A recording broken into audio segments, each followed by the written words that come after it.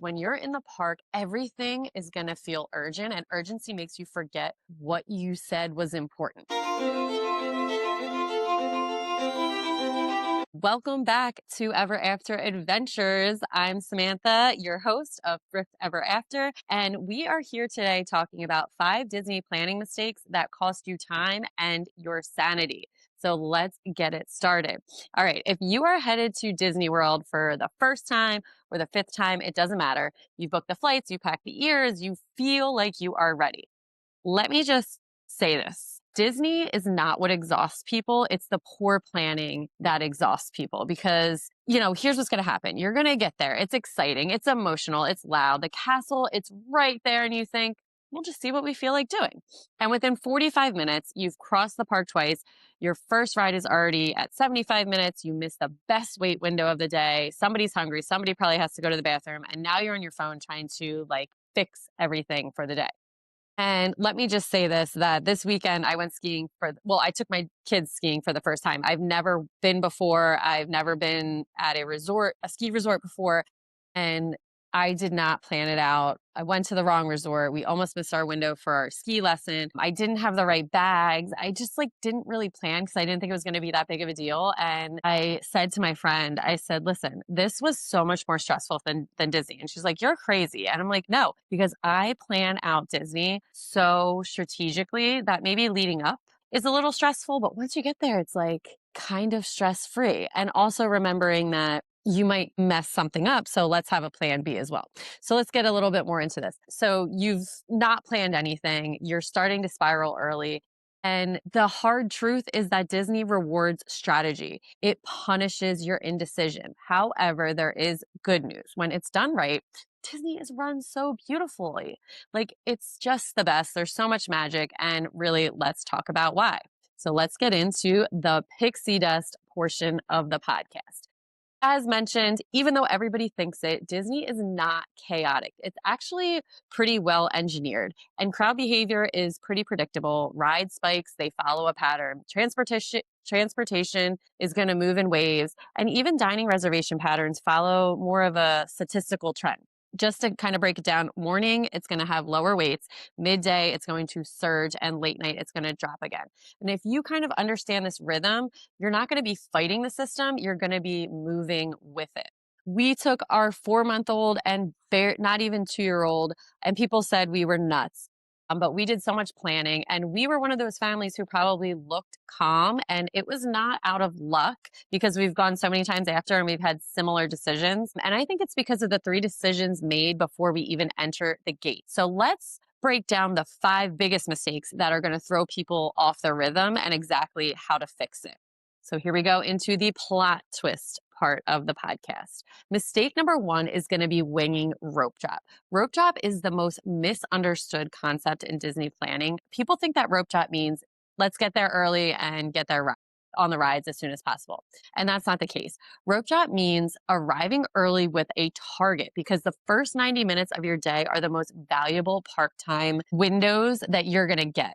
So you may be asking why? And that's because wait times haven't stabilized yet. Lightning lane return windows aren't stacked and crowds are still filtering in. So if you waste that time deciding, you're giving away free minutes. So let's put some numbers really into this. If you rope drop, for example, 7 Dwarfs Mine Train, you might wait 20 to 30 minutes.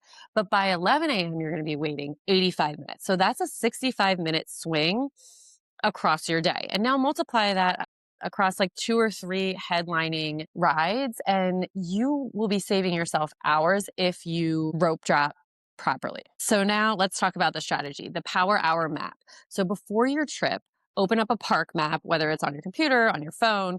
You're going to, if you have it written, you're going to look at one headliner and you're going to draw a small walking loop around to 2 nearby attractions. Again, having it on paper would be the best, but you can kind of do this on in Paint or whatever you have, Canva, however you want to look at it. So let's use Hollywood Studios as an example. Let's talk about Rise of the Resistance, Millennium Falcon, and Toy Story Mania. All are walkable within 5 to 7 minutes. And so you're not crossing the park, you're completing really a zone. And you can finish these 3 rides before 10:30. and now you're ahead of the crowd curve, and that buffer is really going to change the emotional tone of your day. So planning things that are in within a couple minutes walking distance is going to be really important, and then you can kind of go to another area. Obviously, if you have lightning lanes mixed in there, it can be a little bit different, but it's very important that you figure out where everything is and how you're walking distance is really going to affect all that. Let's talk about mistake number 2, overbooking dining experience. Now, I love a good character meal, but our second trip that we took, we totally overbooked our character meals. The truth is that while they are really cool and fun and interactive, dining reservations are going to control your day more than the ride strategy actually is, because when you book a 12:45 in Epcot and 5:30 in Magic Kingdom, you're now planning your entire park movement around these anchors. And every time transportation maybe runs late or a ride goes down or your kid doesn't want to leave the park or the pool, whatever you're doing, it's going to bring in stress. So that's the first thing. The second thing is money. Table service averages anywhere from 45 to I think $65 per adult and 25 to maybe $40 per child plus tip. So a family of 4, that's going to be at least, 180 to $250 per meal. You do that 4 days in a row and you're close to $1,000 in dining alone. And the other thing that's going to come into play is you're going to be sitting 2 hours at lunch. You're going to lose those most productive ride windows. So let's talk about, what do we do about this if you really want to see characters? You can experience split instead of daily table service. So choose one immersive meal, a character breakfast or a themed dinner, and one celebration meal. And that's it. Everything else you can do quick service during off-peak hours. You can eat between 11:15 and 3:45. So something that we like to do is we like to rope drop wherever we are, and then maybe like an hour and a half or so later, we like to book our meal so we can rope drop, get a couple of rides in, and then get our meal. Dinner is really hard. I think we did Cinderella's table. We did it at 4, and that was when we did the Mickey's Not So Scary Halloween party. So we were there at 4, and then, we were able to get out in time for the party, but that was more strategic. But the other thing about quick service is it's so important for you to pre-order, because our favorite place in the morning, if we don't do a breakfast in Magic Kingdom, is to go to Sleepy Hollow, and we order on our way back from whatever Fantasyland or wherever we specifically were. We put the quick service in. By the time we're there, it's like ready, and there is a line wrapped around, and I'm thinking, why are these people not using their app for that? So it's super important to use the app to order your quick service. And doing all this stuff, you're gonna help avoid more lines, you're gonna avoid peak crowd flow, you're gonna regain control of your schedule, and dining is gonna become intentional. It's not gonna become something that you're rushing through again and stressed about. Mistake number 3, I am the product of it, not building in a rest day. So this is a mistake that I made our first big family trip. So when we grew up going to Disney, we went. We never had a rest day, and we actually never stayed in the bubble, which is like sad, but whatever. We did what we did. My grandparents had a timeshare down there. And so when I went, we did not build a rest day. We did park hoppers every day. And my husband was like, this was not fun. So as we've been going back more and more, I realized rest days are actually more important and sometimes more fun than actual park days. So now a lot of times if we have a 5-day trip, we're only in the parks for 2 days and we're resting and enjoying the other days. However, kids regulate better than we do. And if you're going to Florida, first of all, the humidity isn't just hot, it's depleting. You're walking 20,000 steps, you have sun exposure, overstimulations, decision fatigue, and by 2 p.m., our cortisol is high. And that's when our fight really starts. So the strategy for this is going to be the energy budget method. So think of your day like a bank account. Your morning, you're going to spend big energy. Your afternoon, you're going to replenish. So at like 1 p.m., you're going to ask yourself, are we going to be adding energy or are we going to be draining it? And the answer is probably going to be draining. But so what you're going to do, you're just going to go inside. You can go ride something slow. The People Mover is my favorite, or Spaceship Earth. You can go back to the resort, go in the pool. Even if it's 60 minutes of you relaxing and resetting in your hotel room, that can restore 3 to 4 hours of nighttime stamina. And nighttime at Disney is so special. That's when wait times drop. That's when, the vibes are elevating, and rest protects your firework mood. You want to make it to the end. Let's get to mistake number 4, ignoring the geography. This one is a little sneaky because people think the parks are compact and they're actually not. Magic Kingdom alone is 107 acres. So if you bounce from Adventureland to Tomorrowland, Frontierland, back to Fantasyland, and you're walking miles unnecessarily, you're going to start to feel rushed. You're going to stop enjoying the details and you're going to start watching the clock. We can no longer just, unless you get the Premier Pass, walk in clockwise or counterclockwise motion. So while we can't necessarily do that old school clockwise and counterclockwise motion, you can kind of do a clock commitment, I'll say. So when you enter the park, you can choose a direction. You can commit to it and you can move in a loop. So Magic Kingdom, for example, you can start in Fantasyland, you can flow into Liberty Square, you can move into Frontierland, and you can end in Adventureland or finish in Tomorrowland. Like I said, this is all kind of going to depend on what your lightning lanes are. So it's important to factor those in as well. But if you do this as a general rule, you're going to avoid traffic flow. You're going to conserve your steps. You're going to reduce your mental load. And this single strategy can remove thousands of unnecessary steps from your day. So just like as a tip, you don't want to book a lightning lane over in Adventureland and then 30 minutes later have one over in Tomorrowland and then another one back in, at Tiana's or something like that. It's necessary. And same thing with Epcot. Epcot is hugely underrated with how many steps. So I remember one time we booked Frozen and then we booked Nemo and then we had Ratatouille and then we had Soarin'. And it's like, you're going all over. It's probably not the best bet. Now, let's get into mistake number 5. Kind of what I was just saying, but not understanding your lightning lanes. So lightning lanes was so stressful for me on our first trip because I had no idea what to do with them. And a lot of my stress originated from it. People treat it like a lottery, but it's not. It's really more like inventory management. And yes, certain attractions sell out early, but certain return windows are going to push later into the day. And certain rides, you're just not even going to need it at all, like The Little Mermaid or Nemo. Sometimes you might need it for Nemo. If you don't know which is which, you're going to panic buy. So here's the strategy, the 333 lightning framework. So before your trip, list 3 rides per park that truly matters, 3 rides per park you're okay missing, and 3 rides per park that rarely exceed 30 to 40 minutes. So now when the booking opens, you know your priority, and here's going to be your advanced move. You're going to book your first lightning lane as early as possible. You're going to use it immediately to book the next one. You're going to stack strategically for late afternoons, and you're going to create ride security for later when standby is the highest. This removes the constant app checking anxiety. So here's the magic move, and we're going to talk about the 3 ride rule a little bit more expanded.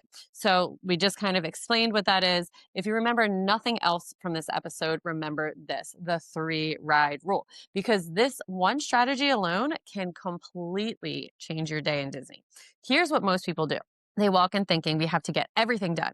And that pressure starts immediately. You're looking at wait times, you're watching the app, you're reacting to what everyone else is doing. And suddenly the entire day feels like you're chasing the park instead of enjoying it. And I know this from personal experience because this is what I used to do before I started taking my own advice. So here's going to be what you do. Before you even scan into the park, you're going to, like I said, you're going to decide what 3 rides actually matter to us, not what matters to Instagram, not what matters to Facebook, not what I say or your friend says, not a random Facebook group, your 3. And here's going to be the rule. They must be in the same land, not spread out across the park, not one here, one there, in the same area, because geography is going to protect your energy. So let me give you a real example in Magic Kingdom. So if you say to me, my daughter wants Peter Pan, my son wants Seven Dwarfs, my husband wants Haunted Mansion.